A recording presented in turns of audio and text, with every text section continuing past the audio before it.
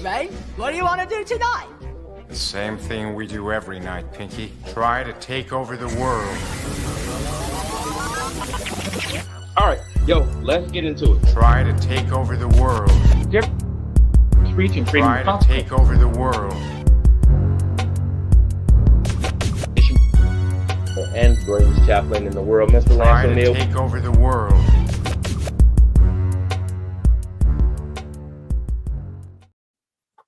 What up, what up, what up, what up, what up, what up, everybody? It's your boys, the POGs. We are back on another Sunday. Lord have mercy. Welcome to the Two POGs Save the World show, where we try to pack all the chaos in the world within 90 minutes. And with this administration, it has become a Herculean task because these guys seems like every day they have a different hold my beer moment, and it is getting more and more strenuous, I guess, to say the least. Anyway, it's your boy KJ Bradley, and I'm here with the world's greatest champion. What up, Chappie? How you doing, man? I'm doing well. We are back for another week, man. How was your week? I'd have to think. I don't know. Good, I guess. Was it that much of a blur? Yeah, nothing super eventful. Alex had his first. My son had his first lacrosse official game that he got into. He's never played lacrosse before, so he got in. We found out we had to raise $500 as part of the commitment, and we hit that today for my friends, just Facebook and different places, Army guys, old school mates, everything. So it's been, I guess it's been a pretty good week. That's how it worked, man. So lacrosse, all right. So is he still doing soccer? And he's still doing soccer, just doing lacrosse, just kind of. Well, he'll do soccer in the fall because you have high school soccer in the spring. Yeah, and he didn't make the JV team again. I think that there's some stuff there's some stuff involved in that I won't go into. But anybody who says that there aren't politics in high school sports doesn't know what they're talking about. So there you go. It's politics and everything. And with that, we got 90 minutes, man. Let's jump into it and try to get it going. Hey, we got Liberty. Yo, we missed you last week, man. I was expecting to see you bright and early last week, Liberty. But I am glad to have you here. Let me see if we can get your comments going. And Liberty, because you weren't there, KJ said, it's all good, man. I am not going to give my list of what white people need to do because Liberty is not on. And so I will not give that list because Liberty's not here. Yeah, that's exactly what happened. No, man, I'm just glad to see you, man. I'm always glad to see you, man, and always looking forward to see you. Looking forward to seeing you having a robust conversation. Anyway, let's jump into it, man. We got 90 minutes, so let's get to it, man. Let's see what we got up first. All right, so post checks. Are you ready? All right, so OPM sent out I guess there was some confusion initially to the department heads about a performance checklist. And thankfully we had our special government employee who's not in charge of Doge, but kind of advising Doge and the operations of Doge, sit in on a cabinet meeting and then give his directives to the secretaries of the government on how he expects his mandates to work, which was extremely weird. I still haven't figured out how this organization works, but I got it. But anyway, long story short, what happened was after the directives was sent out, the president then said, yeah, whatever Elon says goes. So I expect you guys to toe the line. So all the secretaries sent out word to their departments, and it's official, man. So now you have to send up the performance checks. 5 things that you've done in your job weekly to your supervisors, and then I guess you got to CC a bunch of people to let them know that you're alive. As the special government employee said, it's just a post check, just to make sure you're alive. We want to make sure that the people who are employed are getting paid. I feel like there's other ways to do that, but sure, whatever. What are your thoughts, man? What are your thoughts on the post checks? Well, when we first saw this, I have a buddy that I've known for 20 years now. We met in 2005 in the military, and our second colonel we had together was named Andrew Doring, Colonel Doring. He would say, I want you to be able to answer anytime I ask you, what did you do for the Army today? So to me, this is a big nothing. This is, if you can't come up with 5 things, and I love the argument of, but we're already so busy, we have so many things to do, and now we have to do one more thing. If you can't come up with 5 things you did for your job on a Friday, maybe you are part of the problem. And I don't have a problem with this at all. I saw some of the stats that they've come out and said it's like 90% of the federal workforce doesn't actually put 40 hours in a week. And most of the ones that were at home workers generally did very little work. So I don't know. I don't have a big problem with this. Well, It's I kind mean, of, all of those stats have all been proven to be false. But well, okay. So let me ask you this then. If you're saying, how do we verify that people are actually doing their jobs? you mean outside the performance trackers and the fact that they got time clocks and they got timestamps and they got to clock in, and then we also have studies that shown that people who work from home are generally more productive and tend to work longer and get more done because they don't have to do that tracking. But I digress. Go ahead. I want you to finish your point. So if and that's easy. If that's true, then it's easy to send. This is a 5-minute email. This is 5 minutes out of your 40-hour week. I don't disagree. with the email. Yeah. So I guess my issue with the email is not the issue with the email, in a sense, right? I'm perfectly fine. If my supervisor or if my boss comes in and says, hey man, send me a performance stat, because we've all worked for bosses who we didn't get along with, and we've all worked for supervisors of supervisors who've gone extra, right? Those newly promoted captains and colonels who just want to look what I can do, right? So I'm gonna have something to show.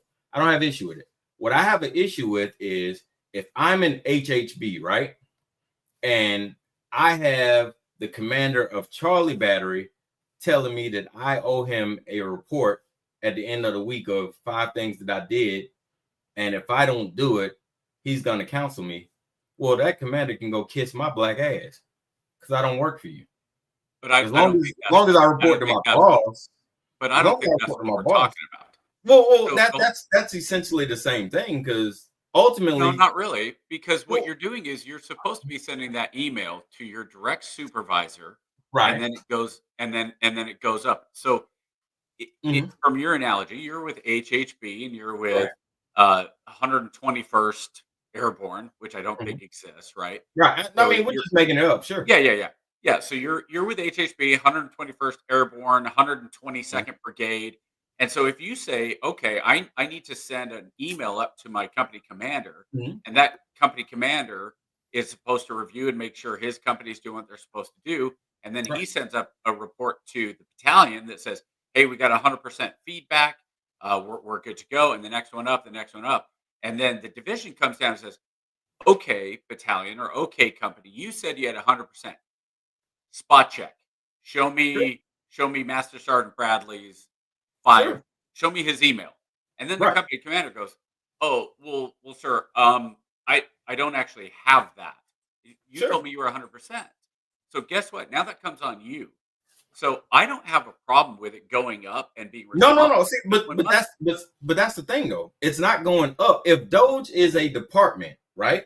If Doge is a department and the DOD is a department and the Department of Energy is a department, then it's not going up. It's going across. It's like HHB is sending it to Charlie Battery. Nobody in the Department of Energy is sending it to the Department of Defense. They're sending it within their own organizations, and every organization. This is one of the things we talked about before.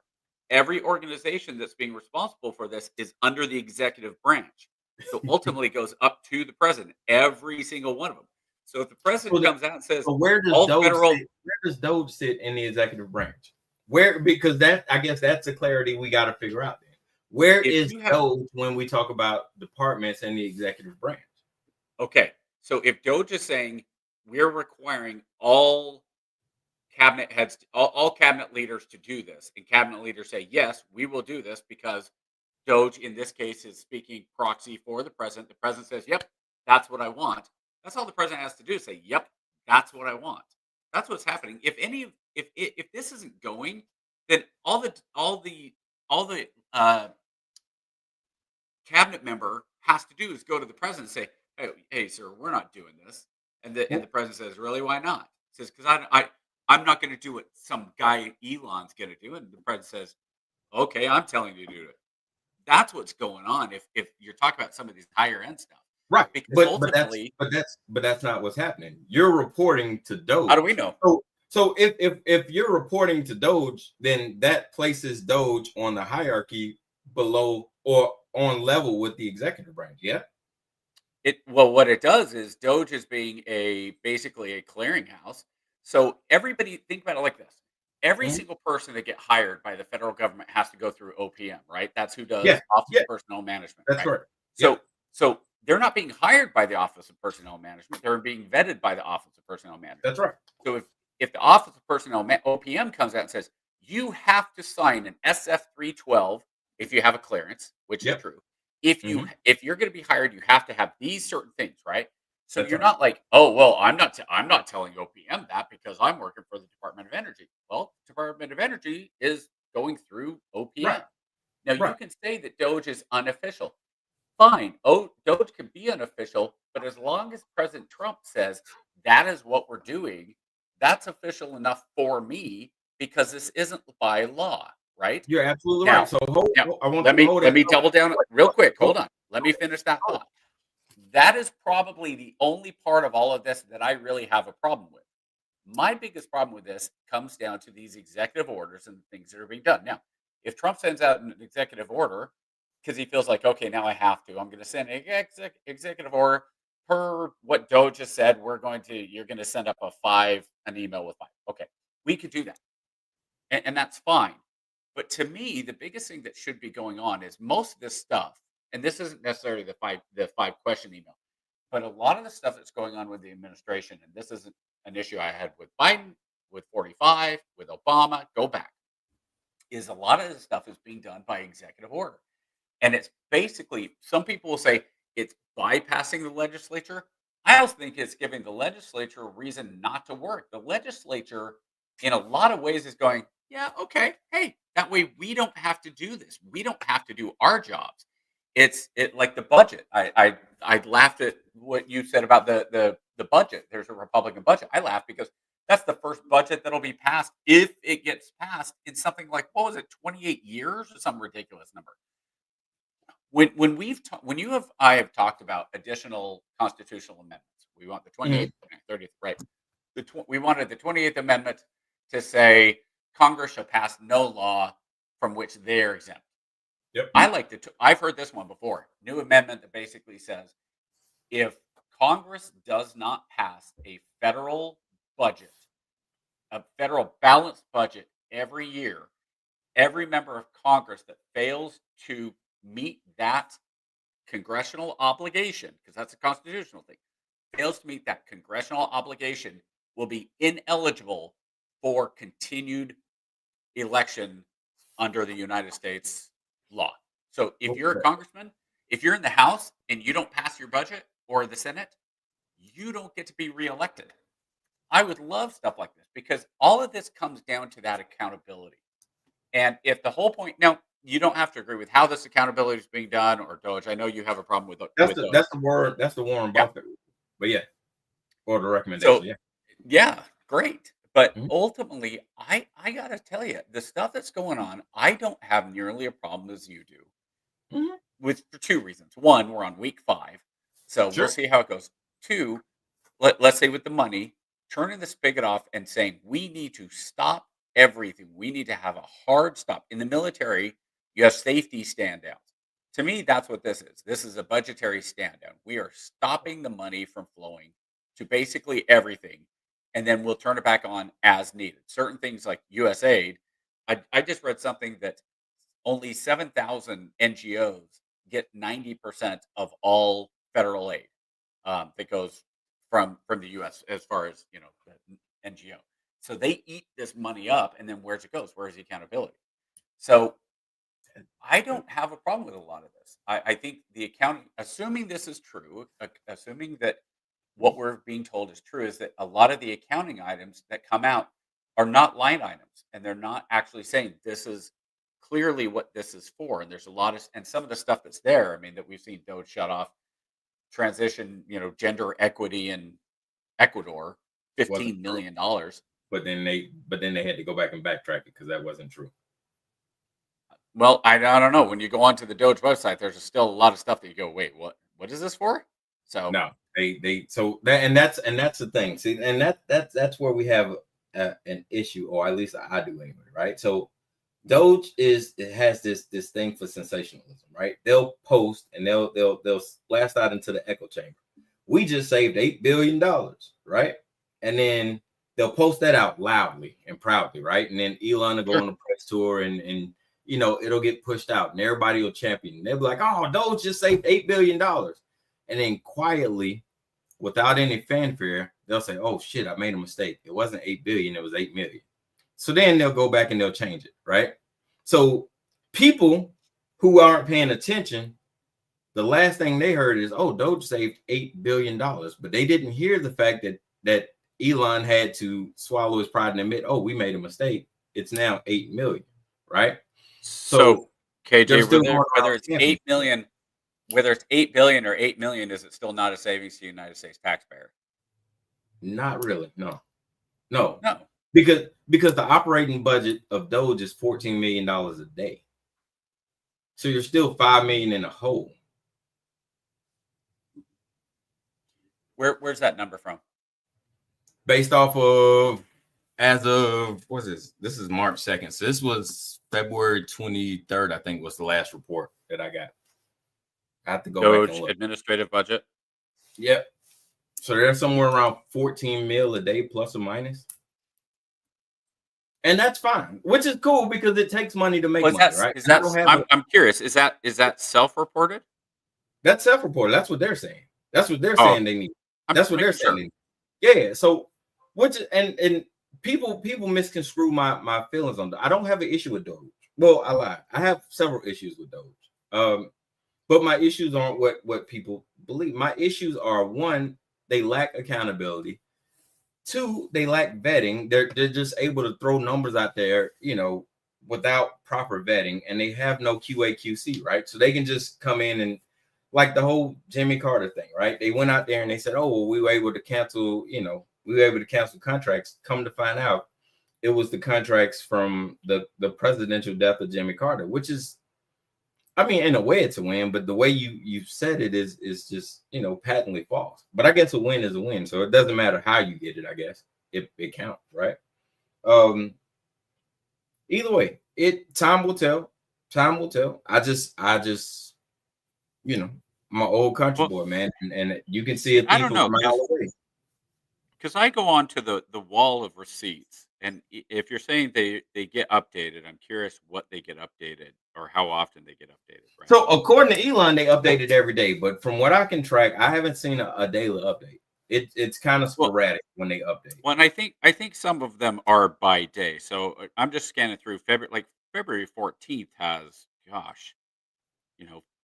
50, 60, 70 entries. And if I'm just scrolling down, I'm not even looking at like the big stuff, right? I'm just, because February, they're kind of all over the place as far as the days go. But okay, I'm just gonna yeah, wheel of random. No, you're good. Yeah, right there. You're good. Okay, so this falls straight. Every day happens to be February 13th, and I'm just gonna go through some of these, right? Sure. And I'm just gonna say the amounts, and if you want any picked out, I'll tell you what they are. No, you're good. 71,000, 500,000, 100,000, 6.2 million, 224,000, 193,000, 148,000, 113,000, 116,000, 404,000, 147,000, 140,000, 166,000, and 487,000. 600,000. So just adding those, I mean, there's one thing in there for 6 million. Now, I don't know if that's a cut or if that's a savings, right? Because there's a Mhm. difference on the website between there's two different things. Let me go all the way back up to the top. It says value, total value of contract, and then the savings. So Mhm. some of them, I'm just going to go again a random. Well, that was February 12th, so let's go a different day than that because I just did the 13th. And some of them are zero. Okay, here we go. Uh, 13th again. Let's just go 13th again. 42,000, 454,000. Let me just round up. 500,000, 500,000, 600,000, 600,000, 600,000, 700,000, 700, 700, 800, 900, 1,000,000, 1,000,000. Oh, it looks like these might be in order of the date. So they just go bigger as the date goes. Oh, yeah. Okay. So by the end of February 13th, there was a savings on two things. One was 11 million, one was 14 million. So let's say that one. The 11 million.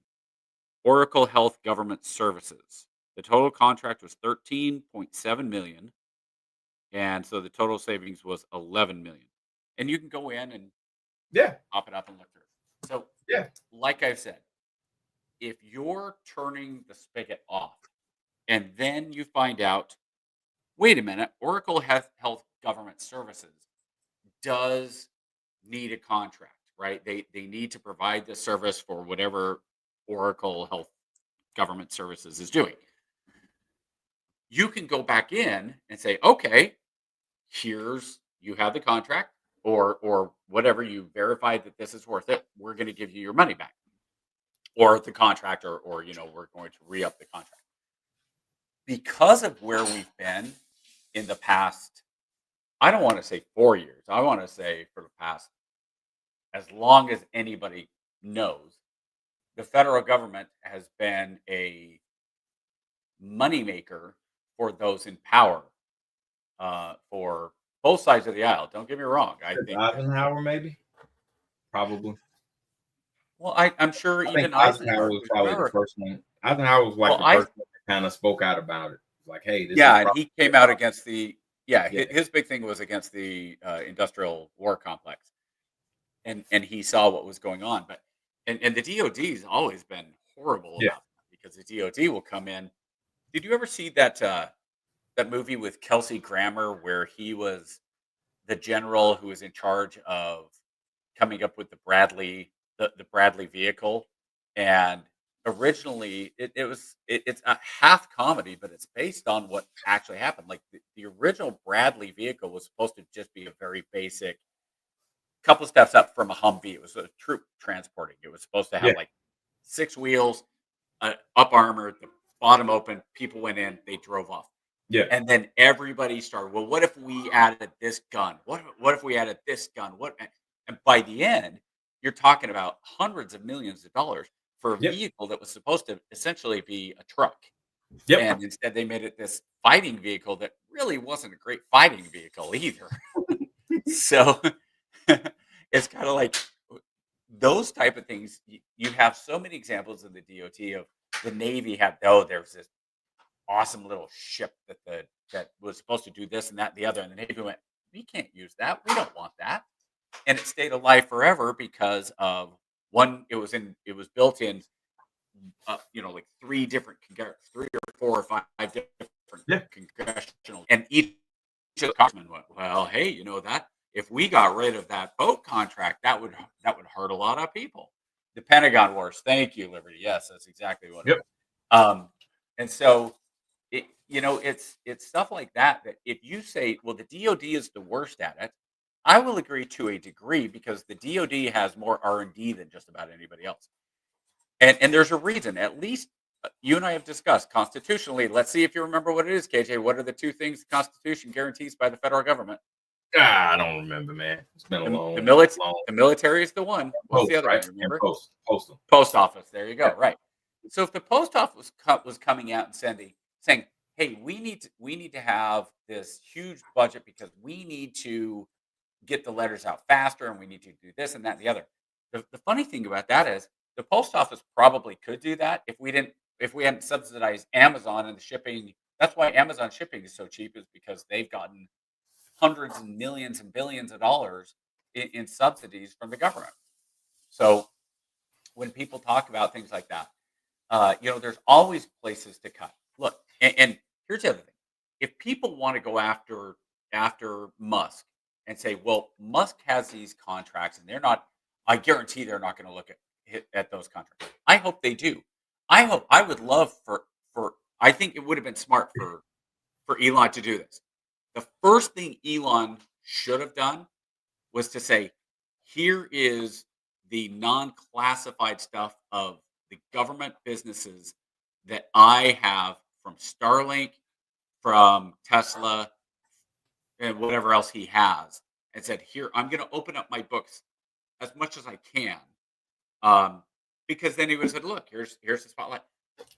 Of course he didn't, because they're going to start with the stuff that is hemorrhaging money, like USAID and some of those other things. But like I said, let's say Doge exists past what was it, July 4th, 2026 was the day they said originally they were going to cut it off. Possibly, sure. And I hope it does, because if they cut it off, it means that they have tightened the belts. It won't. But yeah, austerity will continue, and it should, honestly. Austerity will need, because let's say the next administration comes along and they go, hey, now we need to start looking at things like Medicare, Medicaid, Social Security, DOT, the third guardrail stuff. I personally, I hope they keep going. I hope they keep digging. I hope the FBI comes in and investigates every member of Congress that personal wealth has increased by more than 10 times, let's say. Because if you Romney came into the Senate, and he was worth, what, $100 million? And if he got out and he's now worth $120 million, that's fine. But when you're somebody like Nancy Pelosi, who is making $120,000 a year, and she is now, her and her husband are now worth somewhere north of $300 million. Oh, how'd that happen? How, those are the type of things, and for Congress to be exempt from the SEC insider trading rules, that's another one. I think Republicans and Democrats should absolutely be held accountable. And as Americans, even if you say, well, Representative Snuffy, he came in and we've done an investigation, and Snuffy is an independent from Kentucky, let's say, right? While he did nothing illegal, we have proof that he absolutely used his congressional information and made stocks and trades. And so at the very least, we are going to embarrass Snuffy. So hopefully the people of Snuffy's congressional district realize Snuffy is not a good person, and Snuffy needs to not be in Congress anymore. You can't. I'd like to see it. But you can't do that when you got an administration full of. You got an administration full of officials who are crooked as the letter S. So it's kind of like, if you have somebody in there in the DOJ and in the FBI who say, we want to, because here's the other part of this, and I think this is the part that maybe is missing with that statement, KJ, is that I think the corrupt Republicans hate Trump just as much as the corrupt Democrats. I don't think they believe they are going to be protected. I think Trump is going to look at it and say, you know what? I'm going after Democrats first. Well, not even Democrats. I'm going after the left first, because that's what everybody expects. And let's be honest, I need the support of Republicans right now. I could see a situation where after the election cycle in 2 years, especially if there's more Republicans again, that Trump goes, okay, get them all out. I'd love to see it. I'm just saying, you can say it won't happen. I love it probably won't happen. I love you for your optimism, but just as sure as the sun shines, yeah, as sure as it's the sun shines in the east, that is not gonna happen. Like, he needs a certain believability base to get his agenda across. Do you think it would actually help him? Well, okay, so it doesn't matter because this is his last term, right?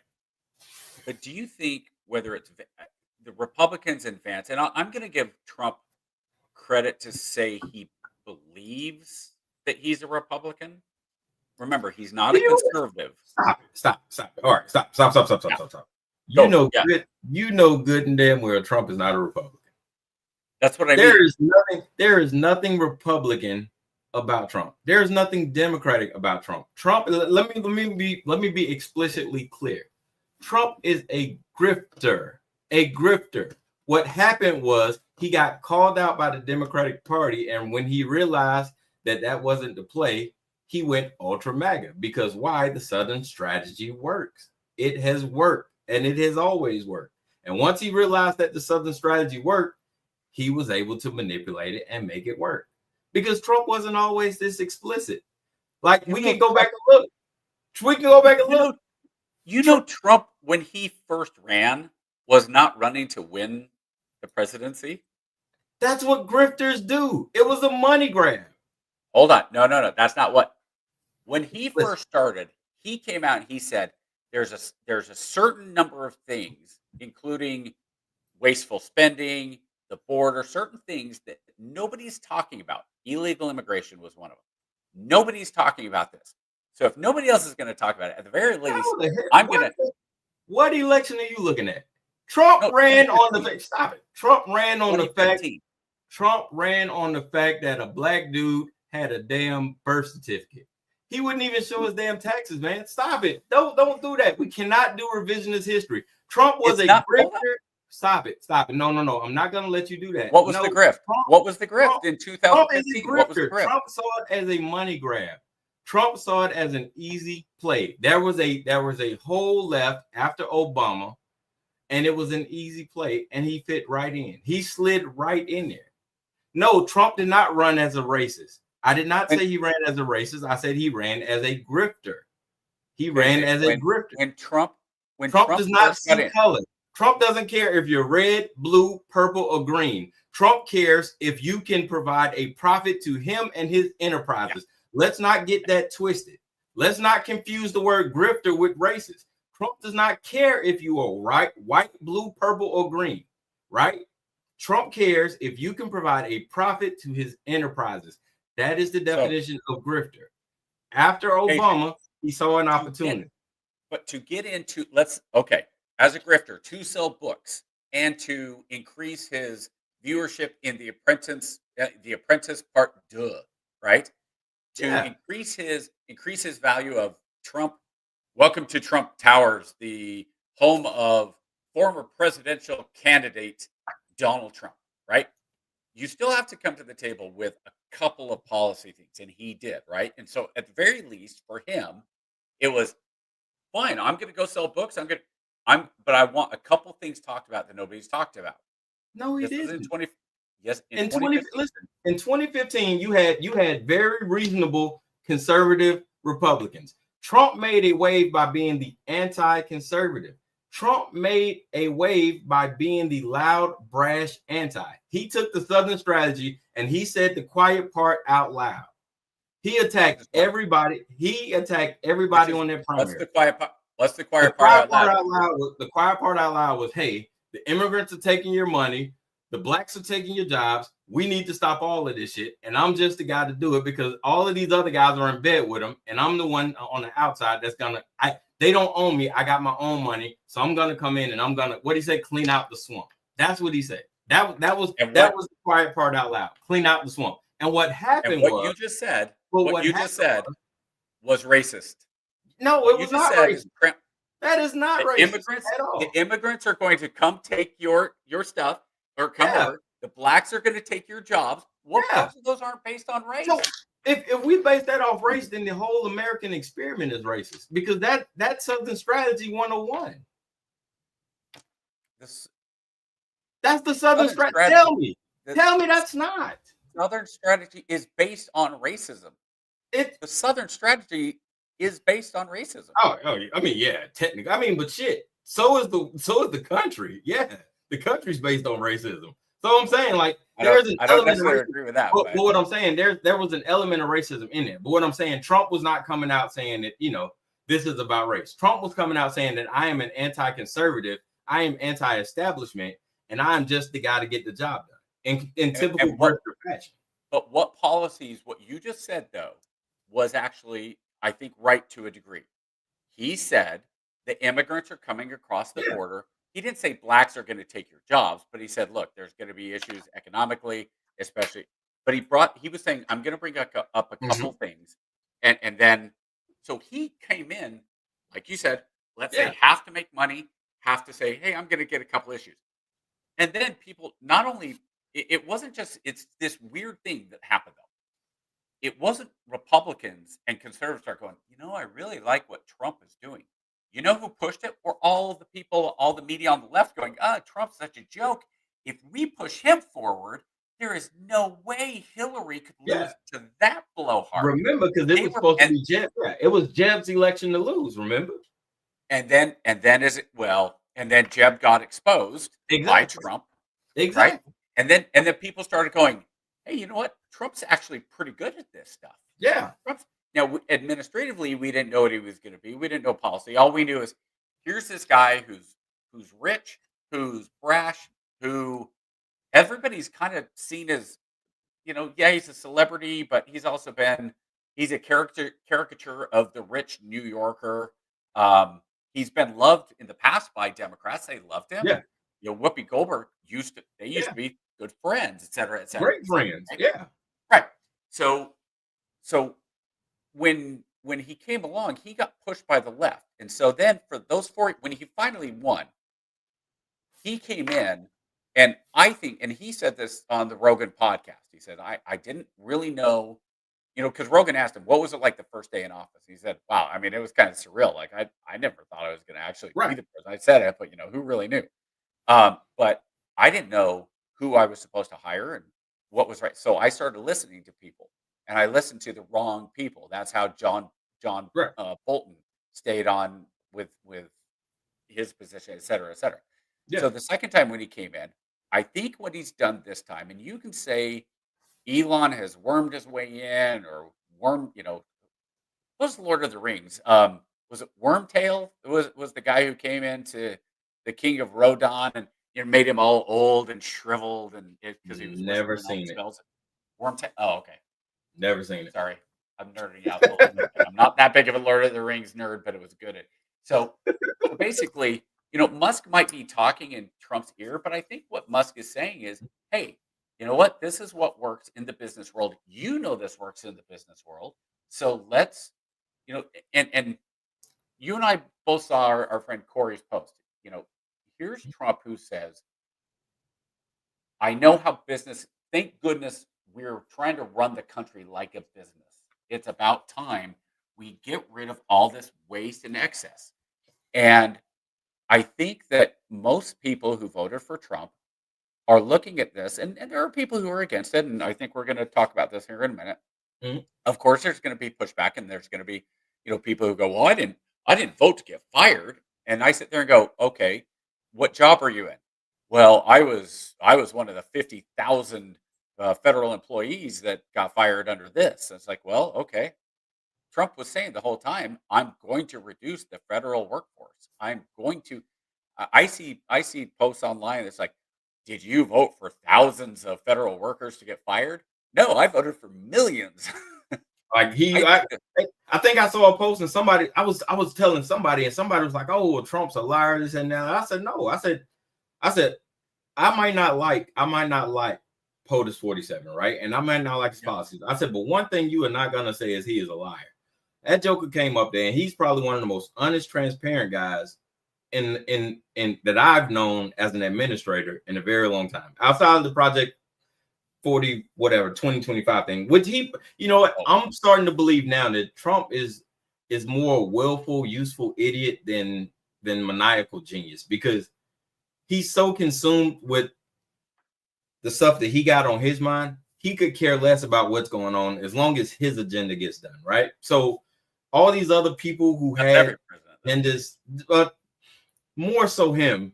But yeah, he could plausibly, they could have told him about it, and he could have been like, yeah, that's great. I don't care. This is what I need you to do, though. As long as you get this done, I don't care about the rest of this stuff. So very conceivably, that could have been an issue. Hey, President Trump, this is what we want to do. These are these are the liberty, whatever the hell they call it. And this is what we're gonna do. And Trump was like, yeah, hey, all of that's great.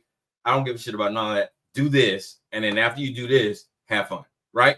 And I'm starting to see now that that's more his personality than any of this other stuff. So when he was like, when he says, I don't know anything about Project 2025, I can reasonably sit back and be like, yeah, no, that probably checks out, because you can give him about maybe 6 minutes, and then after that, he's probably checked out into something else, man.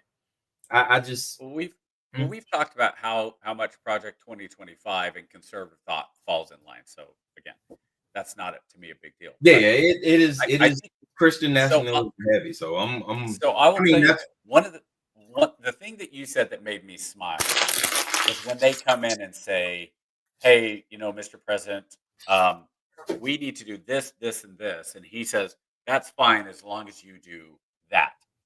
Meanwhile, our last president, they came in. Remember that story that Speaker Johnson came in and said, "I came in and said, sir, why'd you cut the funding off?" He said, "I didn't cut the funding off for that." And he said, "Mr. President, yes, you did. You signed the executive order." He goes, "I never signed it." So we had a president that didn't know what he was signing. He's like Henry Blake with radar. "Here, sir, just sign this." So well, I think that Trump. I think you're right to some degree that, and I think it's true of any president to whatever degree is this to me is very similar to when I was out in the field and I walked around and I would talk to soldiers. Now, when you're out in the field, especially in KJ, you remember this at Fort Bliss, you'd be in the desert, there's nothing going on, and you have these kids, brand new first, second, third month privates that are out on a Humvee looking into the desert going, "I'm a guard," and not knowing why, right? yeah. So I'd walk around to them. And I'd say, "Hey guys, how you doing?" They shared, as a chaplain, they shared a lot of their frustrations. I Mhm. said, "Well, do you know why you're guarding?" And they say, "No, I don't have any idea. I was just told I'm out here. I'm a guard. That's it." I said, "Well, okay. So here's the thing. You guys, yes, we train like we fight. So do you know what that building back there is?" "Oh, I don't know. That's the talk." "Do you know what the talk does?" "The tactical operations center." The talk coordinates what happens between the guns, right? We're in a field artillery unit. So if you have, let's say, up the road, we have the British and the Germans, and they have their guns. And then we've got Alpha, Bravo, and Company. We've got our guns. And out of the hills are coming the Chinese. We need to know who's firing on the Avenue 1 that the Chinese are coming down and who's firing out of Avenue 2. Because if everybody's just start shooting, what if they all focus on Avenue 1? And here comes the Chinese, and they're coming out, and they're just going to run us right over, right? So the idea is we have to protect the talk. So you're here protecting the talk. Are we in the desert? Is it in Fort Bliss? Is anybody ever going to be here and attack you? No, of course not. But this could happen if we went downrange. That's why we build it this way. So you get used to it, and eventually you won't be out. But we do stuff like that, right? So, and I talked to the hurricane, and I said, "Sir, part of the problem is these soldiers don't know the why, and the picture's not getting painted for them." And he's like, "Well, I don't really care about that part. I tell my commanders that they're supposed to tell their soldiers." So for Trump, I look at it like that. Trump is saying, "Here's my picture. I'm going to paint this pretty picture of what I want to have happen, and then go do it. I don't care, how it gets done. I don't care. I want cuts. We are wasting too much money on crap for the American people. We are wasting the taxpayers' money. I don't care how we stop it. Stop it." And Musk says, "Roger, sir. I'll get it stopped." So I think that's where it kind of comes down to with Trump and with the administrators. That's kind of how it has always worked. Is the president comes in, he kind of broad strokes the stuff, and then he says to his cabinet. Now, this is why George W. Bush, I think we talked about last week, was better president than we give him credit for. I think he was smart enough to surround him with people and listen to people that were smarter than him or more or more knowledgeable in areas, because the president, you ask the president, hey, what do you think about this little part of human and service, human, what is it? What's HUD? Human urban development, right? Yeah. What do you think? Housing and urban development. Yep. Housing and urban development. Hey, sir, what do you think about this? He's going to go, I don't know. Go ask my department head. And Well, that's the same in any business too. Like well, CEOs. Trump's not a very good CEO because normally people put knowledgeable people in charge. But either way, we got to move on. So, Well, you could disagree with who Trump has in there, but I think if Trump is painting the picture, and I think he's done pretty well of painting the picture, and now he's letting the administrators go through and follow through on that vision. And if they don't, they'll get fired. yep, like Sure, a of any bunch of CEO. kindergartners. Painting pictures like a bunch of kindergartners. Here we go. Going on. All right. Diplomatic Disaster Theater 101. We are going to watch a couple of videos and then we're going to come back. First video is going to set the tone. And it's my very, very favorite representative. I think you know her. I love her. My very, very favorite Georgia representative. Go ahead. Sure, why not? Yeah, I have to always, because she's always good for a soundbite. Always my girl. So let me get her queued up and we'll get her going here shortly. Oh, that's not who I thought you were going to show. Protest all you want outside of departments of this government. You can protest all you want, but the American people disagree with you. You're protecting the bureaucracy. The bureaucracy is not a business. Those are not real jobs producing federal revenue. By the way, they're consuming taxpayer dollars. Those jobs are paid for by the American tax people who work real jobs, earn real income, pay federal taxes, and then pay these federal employees. Federal employees do not deserve their jobs. Federal employees do not deserve their paychecks. I know what she's saying. Yeah. No, I agree. I 100% agree with her. But she's using the wrong word. Let's before we jump into that, let's take a minute to understand that she is a federal employee who also receives a federal paycheck. Kind of. Yeah. That's a little bit different though. She's an elected official. She's special education. But anyway, that wasn't the reason I showed that, but I showed that to preface that. But I want to make a point on that because I agree with her. Go ahead. Because she's saying deserves in the framework of that it is their right or they're entitled to that job. Like just because you're a federal worker doesn't mean you can't get fired any more than her. Like you just said, she's a federal worker, she's a federal employee as well. Well, guess what? She's not entitled to that job either. She has to get reelected. And if she doesn't get reelected, she's fired. So I'm with you. If deserved means entitled, I agree with it. Here's the thing. We got to stop interpreting what they're saying, because if you're smart enough to get elected to be a representative of and a government official, then I have to assume you're smart enough to use your words to express what you mean, right? So I tend to take our representatives at what they mean and the words that come out of their mouth at face value, right? So when she says things like federal workers don't deserve their paychecks, that bothers me. Like, what do you mean they don't deserve it? They work. But it's not an exact synonym, but I mean deserve and entitled. Do you but she didn't say entitled. So wait a minute. You're telling me, wait a minute, this woman who's in charge of small business, she's in charge, she's the director of the SBA. You're telling me that she doesn't know the difference between deserve and entitled? But that goes back to my previous comment, and you were just saying you got to put people in charge of business that know what they're doing. And now we're having this conversation about we have a representative who can't use her words to speak what she means. Well, so first, one of my questions would be, what was said before this because context matters, right? So I don't know. It could be something as simple as she's responding to somebody who says, hey, I've worked at this job for 10 years. I deserve to continue working here.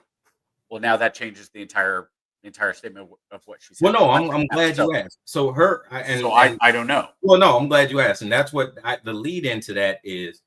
Her response was to the backlash that the representatives were getting at the town halls. And she was asked about it to give her thoughts. And that was her thoughts on how those federal workers should feel. And basically she said, yeah, well, they don't deserve to get paid because they were basically doing nothing. I think that's semantics. Well, I don't. I do.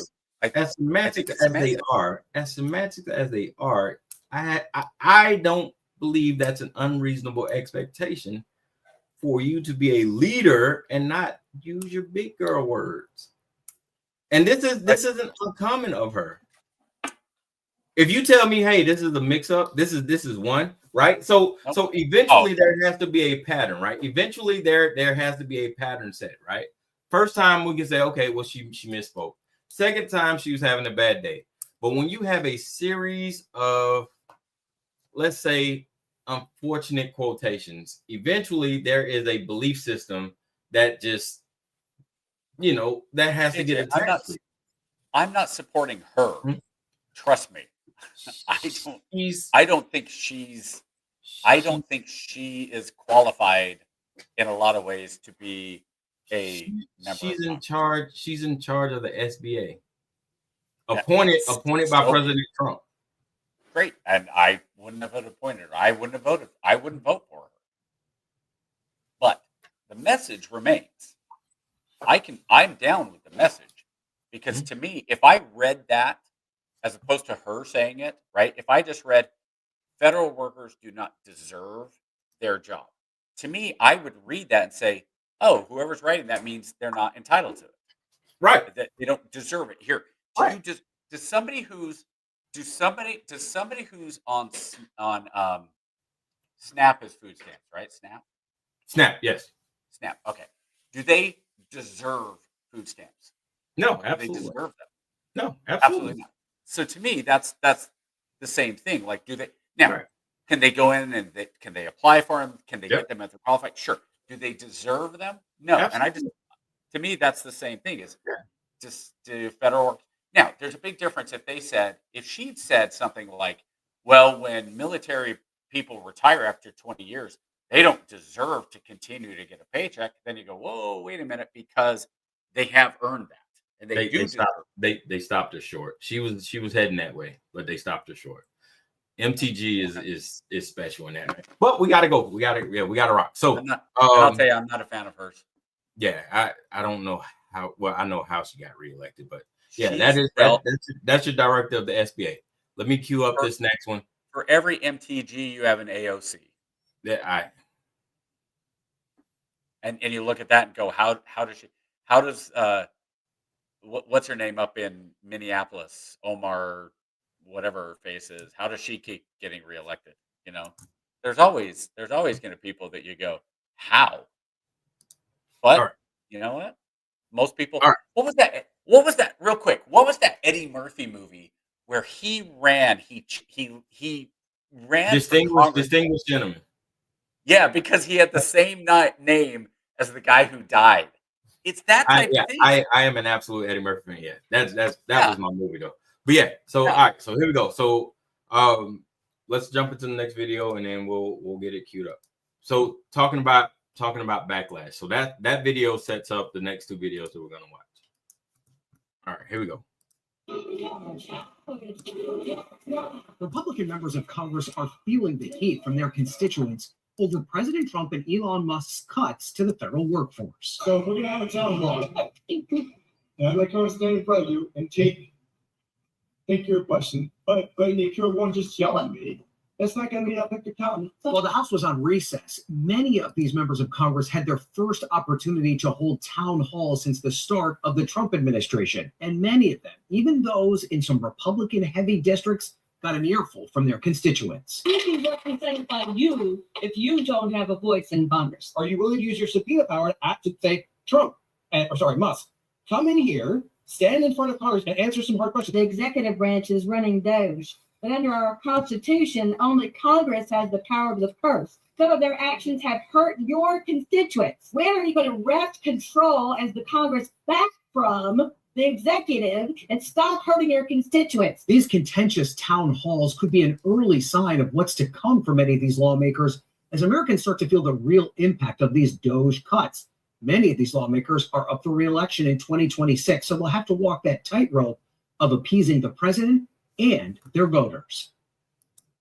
All right, so I am going to now play the response from the Speaker of the House, who gave a rather interesting response, I thought. Before you do that, real quick, I just want to make it quick.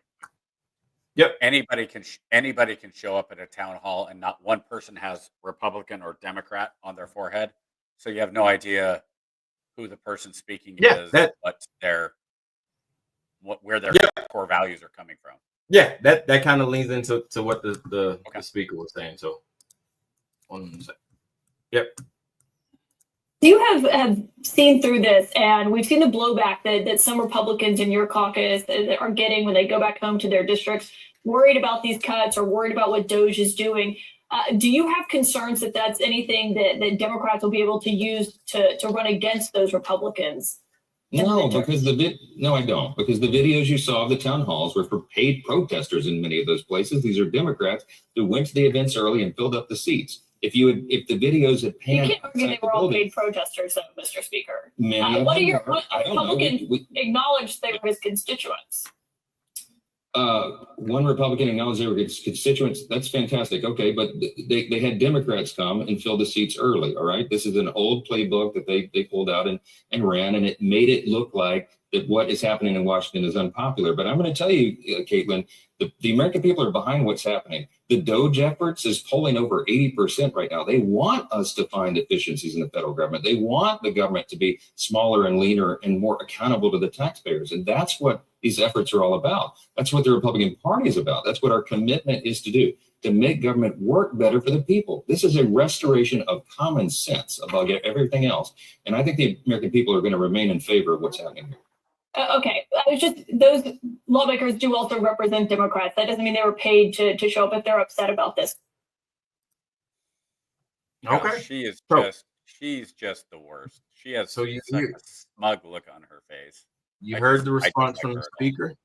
I don't know if they're paid protesters or not. I mean, and regardless, if you're a Democrat and you want to go to the town hall and fill up the seats early, okay, cool, you can do that too. I mean, I don't think it's there for you. I don't think it's and if so Johnson's right. We're going to see, and we're not going to know until next year, right? But we'll know during that next election if this pays off or not for Republicans. We said this early on. Yeah, it's not for the next 23 months. Trump is going to do what Trump is going to do. And he's got the House and he's got the Senate. Neither of them are super majorities, but they're majorities enough that if they toe the line, he can pass just about everything he wants. There's some budgetary ones that have to be, 2/3 or 60%, whatever it is, 60%. But overall, he can get much of his agenda done. And then we'll know. But for now, I don't know what the polling is. I don't like polling pre-presidential, post-presidential. About the only ones that I kind of every once in a while take a peek at are the Rasmussen's favorability, and when Trump goes up to 45 or 46 or 48, okay, and Trump's went or Biden's went from 45 to 46. Whoa, he had a good week. It's like, did he? I mean, that's just. You guys, I mean, if you go and poll, that means 3 people changed answers when you poll. It's not that significant of a difference. But it is significant when the president is polling, let's say, 45% for doing the right thing, and Congress is at 12%. and the trust in the media is single digits. Those things, yeah, those are big deals. So a lot of this is, I don't know. I think a lot of it's just too early on to go back and do a town hall. And okay, cool. I think it's a good job by whoever that congressman is that went down. And I don't know how long the town hall was. My guess is it was probably somewhere between an hour and 2 hours. Yeah. And then you have a very, let's say, left-leaning media outlet took 3 sound bites, and honestly, none of them were that bad. I agree with the last lady who said, "Hey, we need to stop Elon Musk, what he's doing, get it back in the legislature." I actually agree with her, but if the legislature was doing their jobs and actually not filling the budget and the with just crap and spending hundreds of billions of dollars to just junk stuff, we would have been just fine. We wouldn't Doge would never existed, but this stuff has been going for years and years and years. So Okay. I want to show like you something. honestly, and this is where you and I have both gone back, and I think it was Thad who laughed at us and said, hey, wouldn't it be nice if we actually had people in the House and the Senate that were honest and upstanding people that actually wanted to do best for the American people. That would be great. Hold on, watch this. This one. So Republican members of no. Oh wait. Congress All right, wait. This is the other one. I gotta get the other one. Hold on. Let me see. Johnson one? No, this is a different one. This is why we need to hire a producer. Anybody who wants to do this for free. Self-producing on the. Anybody who can show up at KJ's house, his address is. I know, right? You are more than welcome to come. You will deserve a paycheck of $0 every week if you do this. I said, don't worry about it. I got you. I'm gonna pay you like those. As soon as I can get these efficiency cuts together, we're gonna write you a rebate check. It's not just Democrats. Hey, we're making big money off this. Last time you told me we made $3 from people watching us. So we'll cut you in by a third. We'll give you a third of it. So you are good to go. Don't worry about it. Just as soon as like my daddy used to tell me, as soon as this lottery come in, as soon as I hit this number, I got you, son. Hold tight. All right, here we go. It's not just Democrats, apparently, who have concerns about Elon Musk and Doge. One Democratic lawmaker said she did a town hall in a conservative part of her Michigan district, and this is what conservative voters said they were concerned about. Last week when I was home, we went to have a meeting in a township in my district that is deep red. Trump won the township by close to 18 points. And the meeting was actually supposed to just be with the township leadership about some municipal issues. But as with all public meetings, they noticed it. And 50 people showed up. We thought we were going to hear all kinds of pushback against me, trying to hold Trump and Musk accountable. But what we heard was story after story from people who were terrified about the rampant cuts, who were horrified that an unelected billionaire, Trump's top campaign donor, has potentially access to their taxpayer data. When I told them about my bill, the CLEAR Act and the Taxpayer Data Protection Act, they stood up and cheered because they were so grateful to see someone pushing back against this agenda, against something that completely cuts them out of this process. You're exactly right mentioning this polling about people who are okay with an overview of the spending. I have repeatedly said we should be having a major audit right now of where our spending is. If there is fraud, let's find it. Let's see the proof. Let's root it out.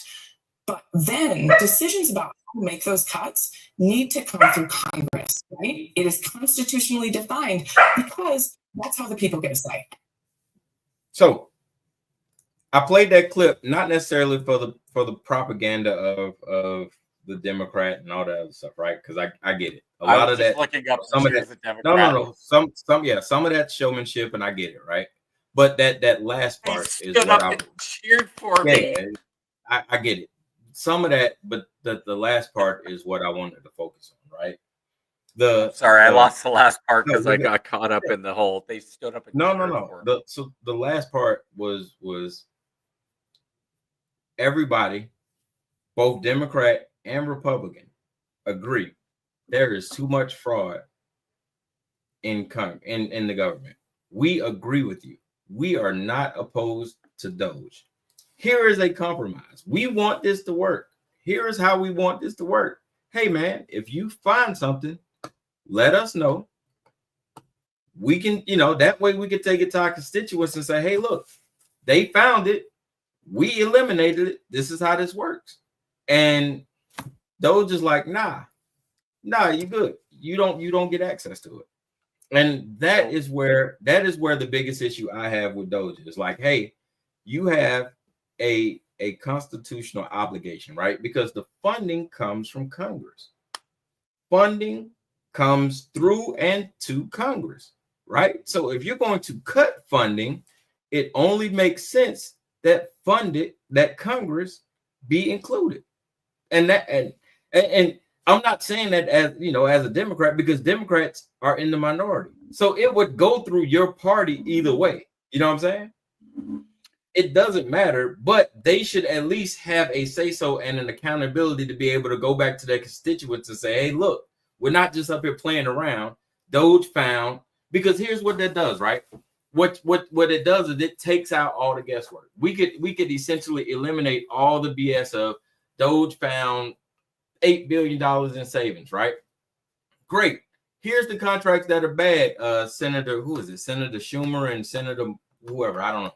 Who's the Senate Majority Leader? I don't even remember no more. My mind is so fried. But what you do is you take it to the Senate's Finance Committee, once a week. Hey, here are the report findings from Doge. These are the savings we found by order of the president, right? This is what we got. They say, hey, look, all right, that's great, man. These are what you're cutting. Cool, great, we got it. I'm going to disseminate this to all my senators, all my Republicans in the House. When you go back, take this back to your constituents. Let them know this is what we found. This is why we're cutting it. And this is why you're losing your job. Now, as a constituent, I can't be mad because I say, okay, cool. That makes perfect sense, right? If you lose your job, broke it down. Either way. Yeah, but I'm just saying, I have a way of accounting, right? But right now, what it looks like, I just have a eccentric guy and a bunch of yahoos running wild in the government like damn Yosemite Sam doing whatever they want. And Congress has no authority. They don't have their constitutional authority right now. So here's what my thought is. I think Trump and Musk and the Republicans have figured out the winning combination. They've said, if we can cut and we can get these cuts and continue every single week, say, hey, we've cut 10 million, 20 million, 100 million, and we can keep doing this. And this message gets out and we're able to find this amount of money over and over and over and over. Mm-hmm. Why in the world do we want to give anybody else credit for this? We want the credit. We don't want the House to be part of this and the Senate to be part of this because they've been the problem. They had the chance. They should have fixed this on their own. They should have fixed this way before now. So now we're coming in and let's say what Speaker Johnson was saying was 80%. Let's say that's true. If you are a politician and you're pulling 80% on something, you are never going to give credit to anybody else and let anybody else in on that because you're going, like you just said, we have not when the winning lottery ticket comes in.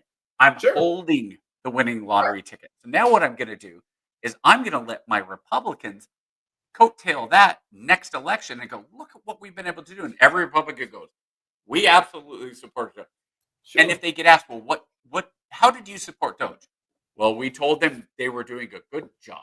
Yeah. It doesn't matter. They'll get reelected and they'll win in a landslide. So if it was going poorly, well, yeah, that's probably a different.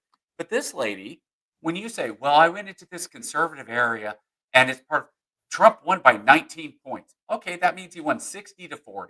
So you're telling me that at a county, some normal county event, 50 people showed up. I'll tell you right now, Democrats on the left are way better at turning people out to events than Republicans are. Sure. They just are. So if you're saying they turned 50 people, these extra 50 people came out, my guess is they still weren't the conservatives that are coming out. It sounds like exactly the people that she said, oh, well, they were telling us concerns about Doge and spending money. And so I said, here's my act. And they all said, good, you're doing what we want. Yeah, that's what Democrats would do for each other. And rightfully so. I mean, if I'm in Southern California and I'm freaking out and so I have somebody show up and I'm like, hey, you're the only conservative in Orange County. So yeah, I'm at your thing and you're telling me something that red meat that you're going to do to stop Biden and his spending. Yay, good job, you. Well, of course. So all of this stuff, it goes to, my wife said something about one of her friends posting something, a friend, and these are all the anecdotal. A friend of a friend lost their job, and that's not what they voted for. It's always a friend of a friend, right? And I went, well, look, this is where I'm with MTG. You don't deserve the job. Okay, it's not a right to have a job in the federal government. Sure. If you go in and you get hired by the federal government and you're doing a good job and you're like, hey, they're asking me for 5 things that I've done for my job. Sure. Here's my 5. Easy peasy. No big deal, right? Yep. The people that seem to be freaking out just because they don't like that Trump is asking. And those are the people that Trump wants to know because those are the people he wants to fire. If you're saying, I don't want to do the most basic thing that is coming down because this administration is telling me that I have to justify what my job, F this dude. Well, yeah, you go ahead and pack up and get out. To me, that's why they're doing this. They want to identify every single person who is against the administration because they're against the administration. Because realistically, if you're like, look, I don't care who's in the White House. I just want I truly am doing my job for the Constitution and for the American people. So if my boss and the president are saying, hey, I need to write an email saying, here's my 5 things, here you go, set it up. Not a big deal. So I think a lot of this still, it's all theater. You and I know this. It's all political. I'm gonna ask you, what do you think the percentage of Americans in 2025 have actually read the Constitution? Under the whole thing, cover to cover? Yep. Under 5%. I think that is ambitious. I'd say maybe 2% at most. Well, that's why I said under 5. Yeah. 2 is under 5. Yeah. 5 is 5. Even at 5, I'm like, that is. I'd be and that's why I say I'd be surprised honestly if it was 5 even. But if you said how many people, well, look, we've had congressmen and congresswomen. It's like had justices. We've had people justices says what is Article 2, and they're like, that was going to be my next question. That was going to be my next question. How many members of Congress do you think have actually read the Constitution? Active members of Congress have actually read the Constitution. I'll bet it's triple the national average. So let's say 6 to 15%, which it should be 100%. I think I haven't read it in. I think it's less than 10%. It's been a couple years since I read it, but let's also be real fair. If you read the Constitution cover to cover, it takes a while, right? And it is, in a lot of parts, it's like reading the Old Testament. It gets boring. Josaphat begat Joseph, and Joseph begat this guy and this guy. There's points where you're just like, okay, when is it going to get to the part where I can actually understand? Because it's not in, this is in English, but it's just so bland. Well, okay. But at the same time, how many people know the Bill of Rights? I think if you said most, I think you can go through and say, how many people know the Bill of Rights? Number 1, the First Amendment. Probably most. How many know 2? Probably most. How many know 3? After the Second Amendment? What's the Third Amendment? After the Second Amendment, Third Amendment? I get stuck on the Third Amendment. So I know. Because it doesn't, it basically doesn't matter anymore. That's what I'm saying. Like after the Third Amendment. The Third Amendment is the quartering of troops. Yeah. Like after the Third so basically like a soldier, you and I can't show up at active duty and walk up on somebody's door, knock on the door and say, you have to let me sleep here tonight. Yeah. Like although that would be really interesting if we were like doing an exercise, go and knock on the door and hey, we've got everybody go take a door, go knock on the door. And when they say no, you say, you constitutionally have to let me come in and sleep here tonight. I literally just seen an episode of that today about Did you? that too, about them arguing about that, about what? Yeah. It's crazy. And then we don't. Most people know Fourth and Fifth Amendment. There's a few, that Yeah. after But if you fair start trial, civil rights and civil cases. Yeah. but if you start going into some where it's like 10th Amendment, most don't know, but you start getting some of them know what they are. 10th Amendment is important because 10th Amendment is why all of that went south. The 10th Amendment is why everything went south. So I don't think the 10th Amendment was written for slavery per se. No. It was written. That's the whole reason. That's the whole reason the rebellion existed, right? The 10th Amendment. So here's the other side, though. You have to have a point where you can't have everything in, like as federal government. They didn't want the federal government to be overarching and have the final say in everything. Yes. Whether it was slavery or whether it was trade, whether it was whatever it was, there's a point where you have to go, look, if it's not explicitly federal constitution, then it goes back to the states. Yeah. So, but ultimately, I think that when you're talking about what's going on in this country, I know people have a hard time when you say for voting that you should have a civics test. Because then you would have disenfranchisement and all that. But we tried that. That didn't work out too well. Right, and that's why I say, the black holes and all that stuff, and that's why I say you push back. But at the same time, what about this? Instead of saying, all right, everybody who shows up to vote needs to. And here's the thing: like if we were doing a civics test before voting, I'm talking stuff like how many states are there, how many Supreme Court justices are there, how many senators does each state, what's the name of the current president, stuff that everybody should know. But instead of that, I think maybe constitutional law or government civics or something should be a required high school class for graduates. There you go. Just teach it. Just put it back where it was. It was. I know as my second career, I'm trying to go into teaching. Whether it's middle school or high school, that's going to be something I want to make sure is part of the curriculum. I don't know. BOE is looking like it. BOE is looking like it's up for a massive shakeup. Man. Yeah, but you know what? If the DOE collapsed, it'd actually make it easier, because then you would have less of a mandate at the federal level to say, here are the things you will teach, and you can go in and say, here's the things that as a state and as a classroom, you'll have more leeway. I think, and we'll see, but ultimately, I think that as we move forward, there's a lot of stuff that we're just not really sure still. I mean, again, I've said it's only week 5, and there's some stuff that I don't freak out as much. Like realistically, I'm at the point now that I'd like to take that, like what Dave Rubin does with the internet in August, and he just doesn't do anything, just not online. I'd like to do that politically. I'd like to just stop for a month and reset. But I love doing this show too much, so I can't, and I don't want to because of that. We can pick it off where we just take a sabbatical. No. I don't want to do that. Nope, I don't want to do that at all. I like what we're doing. I have fun.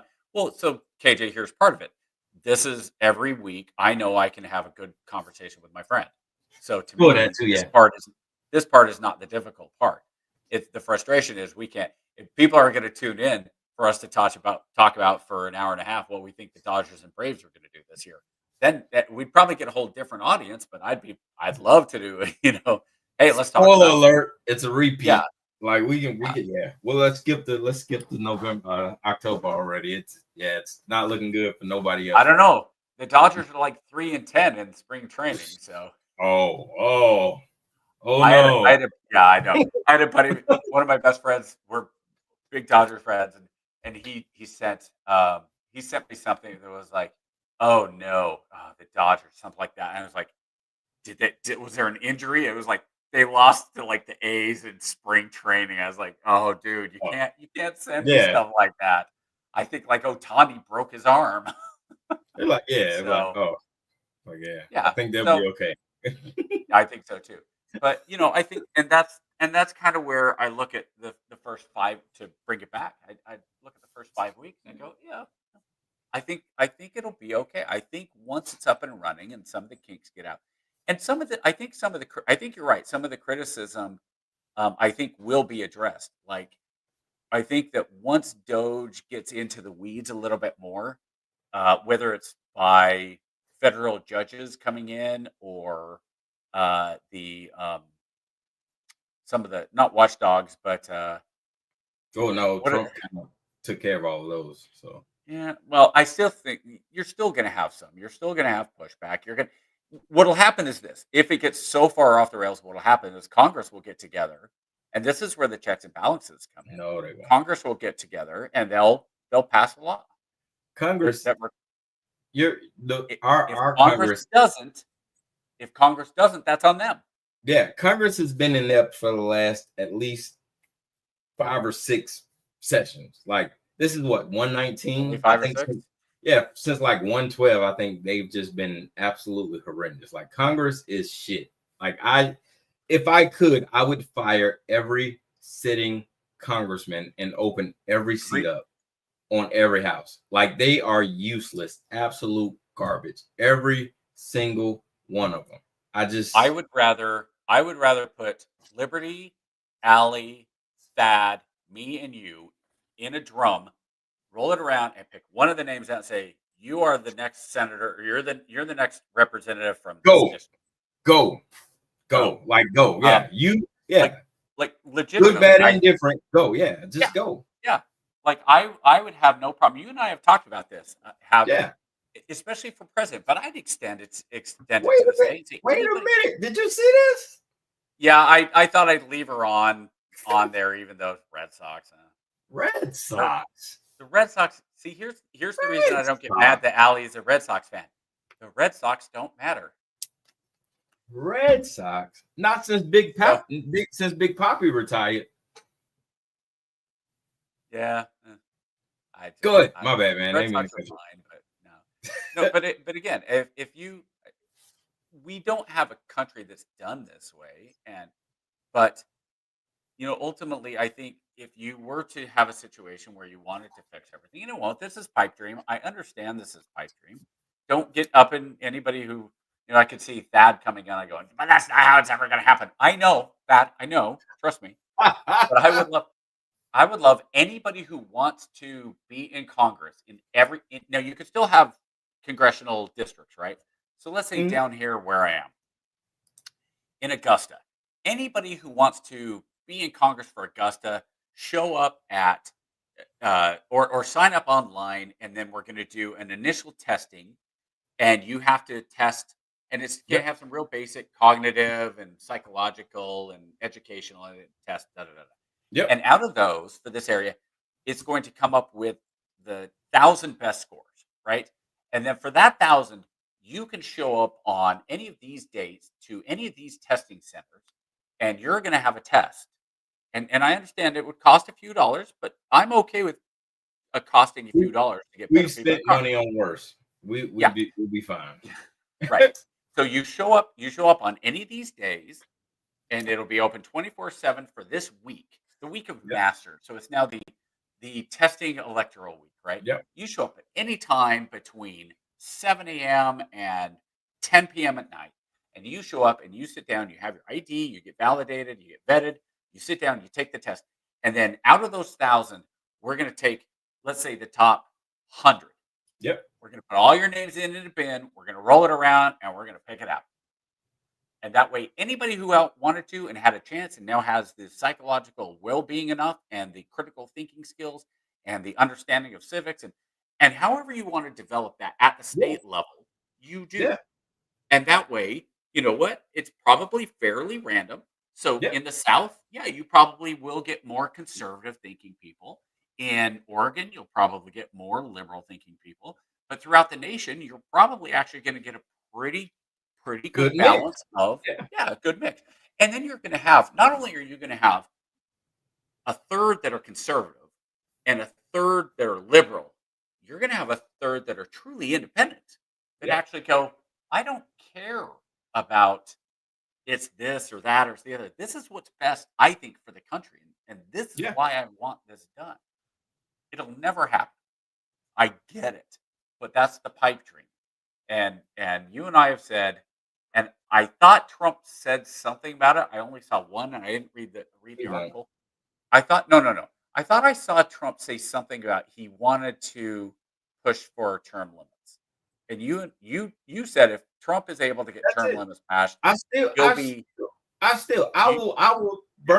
help him. I will help Elon hold the torch my damn self.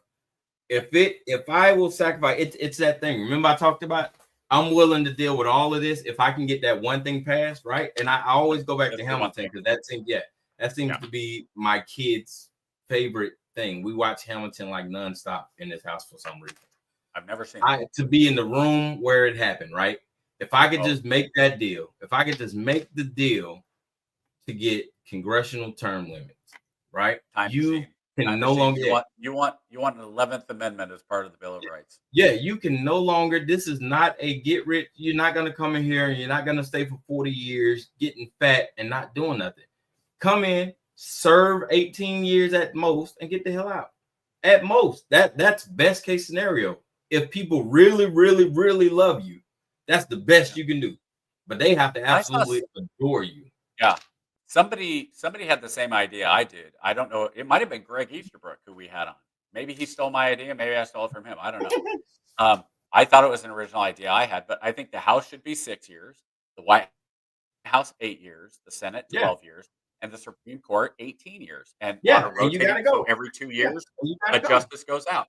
Yeah. So I think that if we did that, and that way you're not going to need age limits and you're not going to need some of those things. But I do think that maybe it would be a good idea if you're not going to do term limits that every year that at some point, let's say after the first 90 days, you have to go in and you have to take a cognitive ability test. And so that and the reason I say that is when the election happens, let's say I go up to Congress, right? So I go in the first year and within 90 days, I'm required to sit down and take a cognitive ability test. Well, I have to take it again next year, just like the NFL does with CT and the concussions, right? Right. So what they do is before the season starts, they sit the football player down and they say, we're going to do your testing. We're going to look at all your norms. You're healthy. You're happy. You're good to go right now before the season starts. So now when they go around and later on, agreed, Ali. So now during the middle of the season, you get your bell rung. We can sit down and we say, here's what the test is. And we compare it and go, oh, no, dude, this is where you are normally. This is where you're at. You're sitting for the rest of it until your brain gets back up to this on the cognitive testing, on the concussion protocol. So I think that's a good idea to do. Well, honestly, I mean, you should probably be doing it just for your own well-being as you start to get older. I'm 52, and there are times where I've seriously considered going in and taking some cognitive testing, mainly because I'm forgetting my words is the big. I'm losing some vocabulary. But every once in a while, Heather will come back through and she'll say, "Did you leave the stove on?" I go, "Oh my gosh, I did." And it's only in the last 6 months, and it's not like I'm actively forgetting. It's not like I have something cooking and I forgot I was cooking it.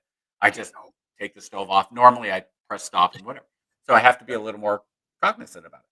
But I'd like to know if my brain is going bad. So I think final thought, that's what Congress should do. They should get their brains checked if we're not going to have term limits, they should get their brain checked every.